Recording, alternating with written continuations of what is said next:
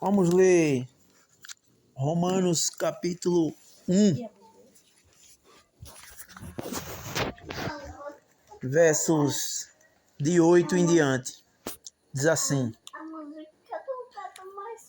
Primeiramente dou graças a meu Deus, mediante Jesus Cristo, no tocante a todos vós, porque em todo o mundo é proclamada a vossa fé.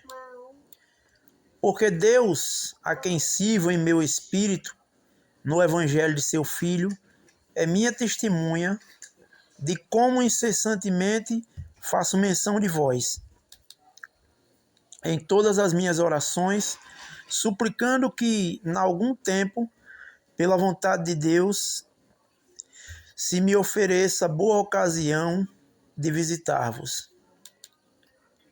Porque muito desejo ver-vos, a fim de repartir convosco algum dom espiritual, para que sejais confirmados. Isto é, para que em vossa companhia, reciprocamente, nos confortemos por intermédio da fé mútua, vossa e minha.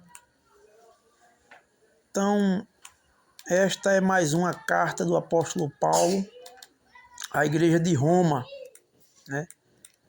Roma havia se corrompido, porque na verdade todos nós sabemos que a igreja verdadeira é a igreja católica. A igreja católica é a igreja verdadeira, porque a palavra católico significa universal, ou seja, são todos os membros do corpo de Cristo espalhados em toda a face da terra que compõem a igreja de Cristo. Então, quando você vê uma denominação colocando qualquer nome, igreja pentecostal, igreja assembleana, igreja batista, igreja presbiteriana, igreja metodista, igreja wesleyana, igreja puritana, na verdade isso foram os homens que fizeram, e isso só traz desonra ao nome de Cristo, porque isso nada mais nada menos do que dividiu os cristãos, né? A reforma protestante que houve lá no princípio, século XVI, ela teve um bom início, mas ao mesmo tempo teve alguns erros, né? Não foi uma reforma perfeita, vamos dizer assim, ou completa. O que é que aconteceu? A Igreja Católica, ela pregava a palavra de Deus, ela servia a Deus verdadeiramente, mas de repente, devido a muitas coisas que aconteceu e a entrada de Constantino, um cidadão político que quis mexer na igreja e transformá-la em uma religião predominante naquela época, com a mão do homem, né? A Igreja Católica passou a ter ídolos, passou então a trazer aquilo de fora para dentro, quando na verdade Cristo é o único meio pelo qual o homem pode ser salvo. Não há outro nome dado entre os homens pelo qual importa que o homem seja salvo. Mas aí começaram a inserir muitas coisas na Igreja Católica verdadeira, né? A adoração a ídolos, venda de indulgência, reza por mortos e tantas outras coisas que a Bíblia não ensina. Então houve a Reforma Protestante, e a Reforma Protestante, na verdade Lutero, ele não quis fundar uma igreja para ele, como muitos dizem. Na verdade, Lutero propôs uma reforma dentro da igreja, mostrando que a igreja estava saindo dos princípios da palavra de Deus e estava acrescentando à igreja aquilo que Deus não permitia, que Deus não queria, porque tudo que Deus quer é aquilo que está na sua palavra. mas houve um concílio entre eles lá, e Lutero foi chamado à reunião para retratar sobre as suas posições, que foram chamadas de 99 teses, se eu não me engano, ou foram 90, que combatiam alguns erros que estavam havendo dentro da igreja. Então, o que é que acontece? Ele foi chamado para retratar e desfazer de tudo aquilo que ele tinha proclamado como erros da igreja. E quando ele foi chamado para essa reunião, esse concílio, ele disse: a menos que as escrituras me provem o contrário, minha mente estará cativa à palavra de Deus. Se a palavra de Deus disser que eu estou errado em tudo isso, eu revogo. Mas se não, eu continuo crendo nisto, que não é necessário nenhum outro meio, nenhum artifício, nenhuma ideia humana, mas tão somente a palavra de Deus é suficiente para conduzir o homem à fé e à salvação. Então, o que é que aconteceu? Ele foi expulso da Igreja Católica, ele foi excomungado, perseguido, e a partir daí os cristãos começaram a se reunir, tirando de dentro da igreja, do meio da igreja, aquilo que a palavra de Deus não tinha permitido. Então o apóstolo Paulo, ele pregando a igreja de Roma, ele vai elogiar os irmãos e anelar por vê-los caminhando na fé. O que significa viver na fé? Significa viver confiando naquilo que Deus fala, naquilo que Deus quer, nas promessas de Deus. Então ele começa aí no verso 8 dizendo: primeiramente dou graças a meu Deus, mediante Jesus Cristo, no tocante a todos vós, porque em todo o mundo é proclamada a vossa fé. Então eu dou graças a Deus por todos vocês, porque em todo o mundo é proclamado a fé de vocês, que vocês estão caminhando, confiando tão somente em Deus e no sacrifício do seu Filho. Eu dou graças a Deus por isso.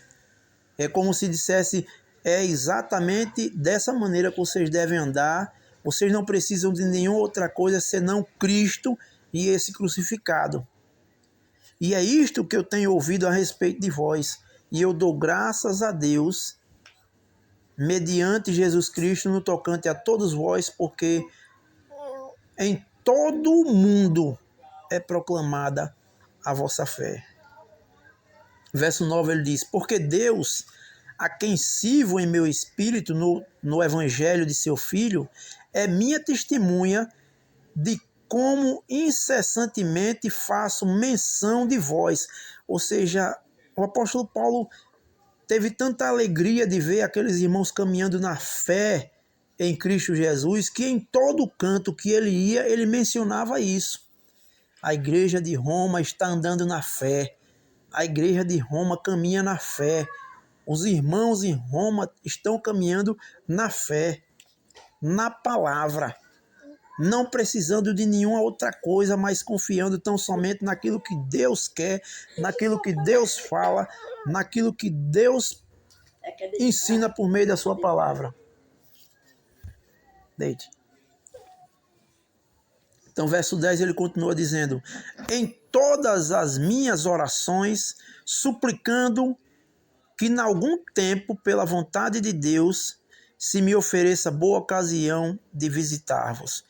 Então o apóstolo Paulo era aquele cidadão que andava pregando de cidade em cidade, visitando as igrejas, confortando, consolando, exortando, repreendendo, corrigindo, fazendo o trabalho de um bom ministro de Cristo, de um bom pastor, cuidando das ovelhas. Deus separou pessoas para cuidar de pessoas. O apóstolo Paulo é um desses. E tem muitos outros verdadeiros pastores pelo mundo afora, cuidando das ovelhas de Cristo, que são os membros do seu corpo e a igreja. Pessoas que verdadeiramente dão a sua vida pelo rebanho, que caminham na fé e vivem em prol de levar pessoas a Cristo, a fé, a uma saúde espiritual fortalecida tão somente na palavra de Deus. Então ele diz isso: em todas as minhas orações, suplicando. Veja, ele sempre orava pelos irmãos. E o que é orar pelos irmãos? É colocá-los diante de Deus.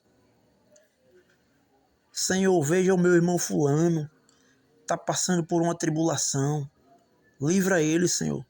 Toma conta dele. Senhor, veja o irmão Beltrano, está se desviando do caminho. Ajuda o Senhor a enxergar que aquele caminho que ele está andando não é o caminho que o Senhor quer para ele, que ele retorne. Senhor, olha para o irmão Cicrano que está desempregado. Abre as portas de emprego para ele, Senhor. Então, isso é orar, interceder. É colocar diante de Deus a situação de cada um. E isso o apóstolo Paulo fazia.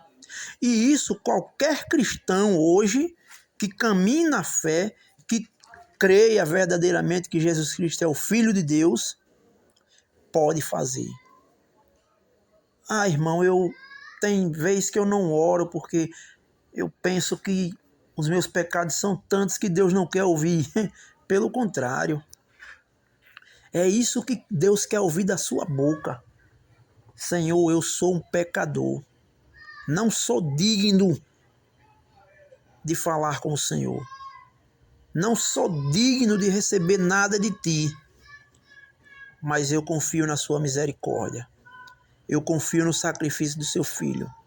E eu sei que o Senhor pode perdoar os meus pecados, me purificar de toda injustiça e ouvir o meu clamor, as minhas orações, as minhas súplicas. Nós vimos na mensagem passada que o apóstolo Paulo era um homem que perseguia a igreja.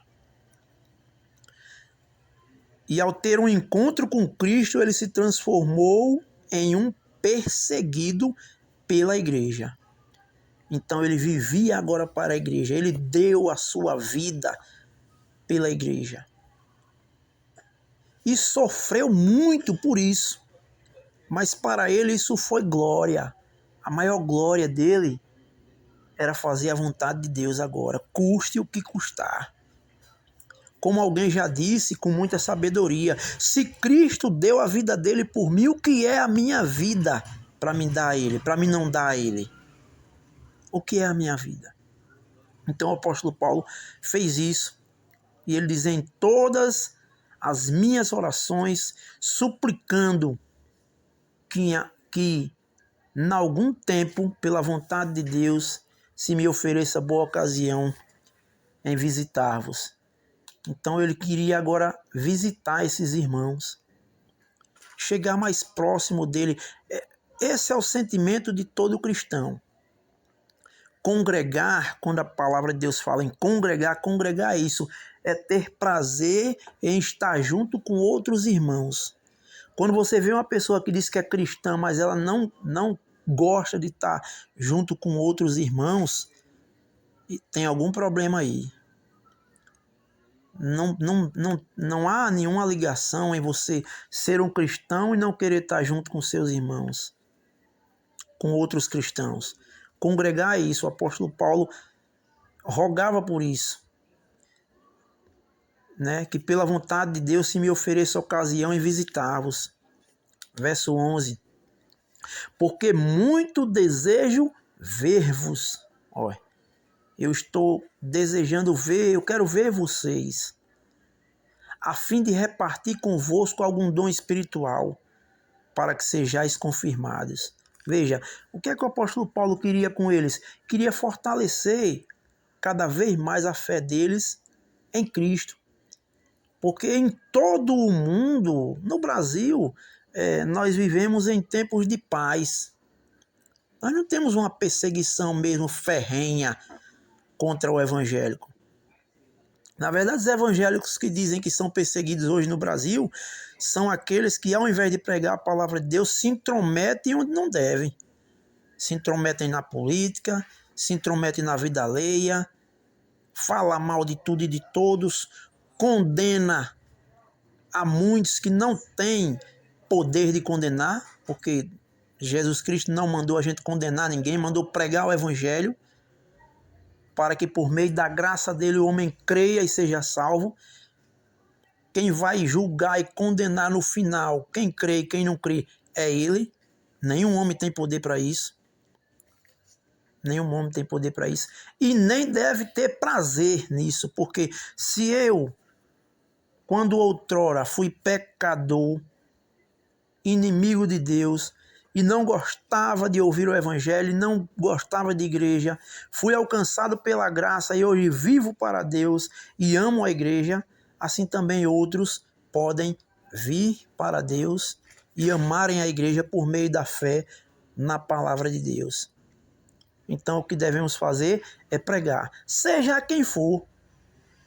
Não interessa o que o camarada é. O que ele é ou deixa de ser é entre ele e Deus. A mensagem da graça lhe é proclamada. Se ele crê e for batizado, será salvo. Porém, se não crê, será condenado. Mas isto compete a Deus. 2 Timóteo 2,19 diz: entretanto, o firme fundamento de Deus permanece tendo este selo: o Senhor conhece os que lhe pertencem. E mais, aparte-se da iniquidade todo aquele que professa o nome do Senhor. Então é isso, o Senhor conhece os que lhe pertencem. Ninguém aqui sabe se eu sou de Deus ou não. Eu posso ser um falso profeta. Eu posso ser um falso cristão.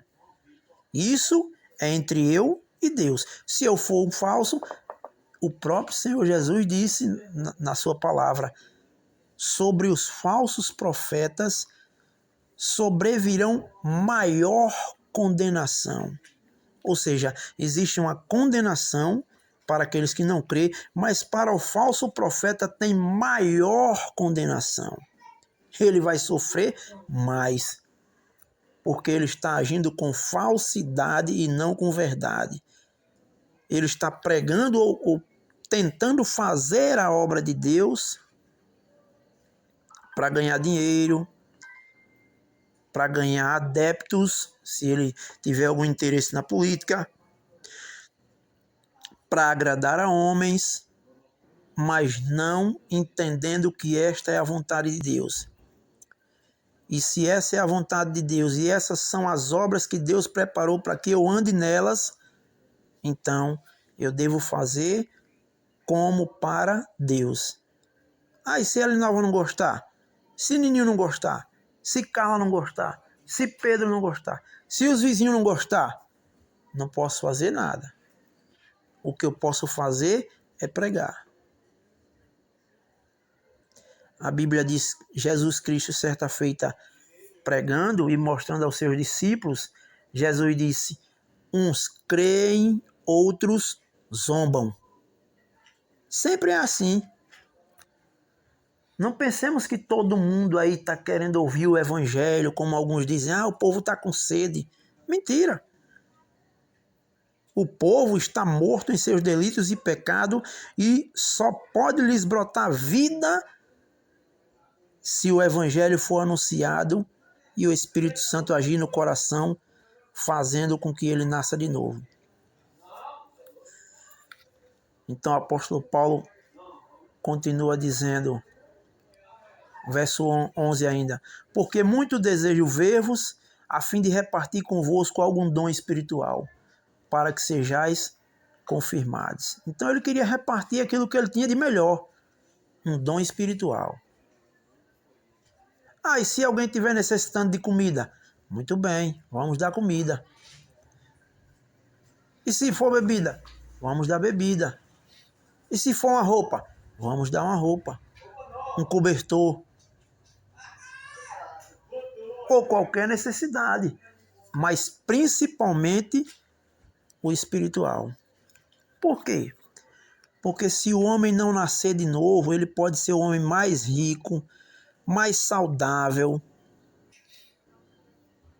né? Pode ser o homem mais bem de vida aqui na terra. Mas Jesus, certa feita, disse: de que importa o homem ganhar o mundo inteiro e perder a sua alma? De que importa? O que daria o homem em troca da sua alma? O que daria o homem em troca da sua alma? Né? Certamente, um homem daria tudo quando ele estivesse lá e percebesse que estava perdido e que precisava tomar alguma atitude. Mas ninguém precisa dar nada pela sua alma, porque Cristo já deu a sua vida, para que todo aquele que nele creia, todo aquele que nele crê não pereça, mas tenha a vida eterna. Verso 12. Isto é, para que em vossa companhia reciprocamente nos confortemos por intermédio da fé mútua, vossa e minha. Então é isso que acontece quando os irmãos se reúnem. Eles são confortados reciprocamente. Uns confortam os outros. No corpo de Cristo não há quem necessite e quem não necessite. Pelo contrário, só há quem necessite. Todos estão necessitando e todos são fortalecidos um ao outro, mutuamente, como ele está dizendo ali, para que nos confortemos por intermédio da fé mútua, vossa e minha.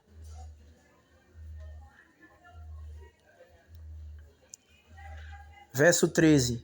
Porque não quero, irmãos, que ignoreis que muitas vezes me propus ter convosco, no que tenho sido até agora impedido, para conseguir igualmente entre vós algum fruto, como também entre os outros gentios. Então, muitas vezes, a pessoa quer ir, mas há o impedimento. E a gente precisa entender uma coisa: há tempo para todo propósito debaixo dos céus, é o que diz a palavra. Eclesiastes, capítulo 3, se eu não me engano, ou é 5. Há tempo para todo propósito. Tem momentos que a gente quer ir e não pode. E tem momentos que a gente vai quando menos espera. De qualquer forma, é melhor esperar em Deus e deixar que Ele conduza a nossa vida conforme a sua vontade. Verso 14. Pois sou devedor, tanto a gregos como a bárbaros, tanto a sábios como a ignorantes. Então Paulo tinha essa responsabilidade cristã de pregar o evangelho como uma dívida. Eu devo. Eu fui salvo pela graça. Então, por esta graça, eu quero que outros sejam salvos. E isso, para mim, é uma dívida. Como Deus me concedeu a graça de ser salvo pelo sacrifício do seu Filho, então eu assim corro a minha carreira, me esforçando para que muitos sejam salvos também e conheçam a Cristo e a sua glória eterna. Verso 15, ele diz: por isso, quanto está em mim, estou pronto a anunciar o evangelho também a vós outros em Roma. Ele diz: o que depender de mim, eu estou pronto. Eu não me importo com as consequências. Quanto está em mim, estou pronto a anunciar o evangelho também a vós outros em Roma. E quem conhece a história do apóstolo Paulo sabe que ele não mediu esforços para pregar este evangelho em todo e qualquer lugar para que muitos pudessem ser salvos. E verso 16, para concluir, ele diz assim: pois não me envergonho do evangelho, porque é o poder de Deus para a salvação de todo aquele que crê, primeiro do judeu e também do grego. Não me envergonho. E se eu estiver pregando e as pessoas estiverem zombando? Não me interessa, eu não me envergonho. Mas por que, Paulo, você não se envergonha? Porque é o poder de Deus para a salvação de todo que nele crê. O Evangelho é o poder de Deus para a salvação de todo aquele que nele crê. Primeiro do judeu e também do grego. Verso 17. Visto que a justiça de Deus se revela no Evangelho, de fé em fé, como está escrito, o justo viverá por fé. Então que Deus, por sua graça e pelo seu Espírito, que nos faz nascer de novo, nos ajude a vivermos pela fé. De fé em fé, como está escrito. Porque o justo viverá por fé.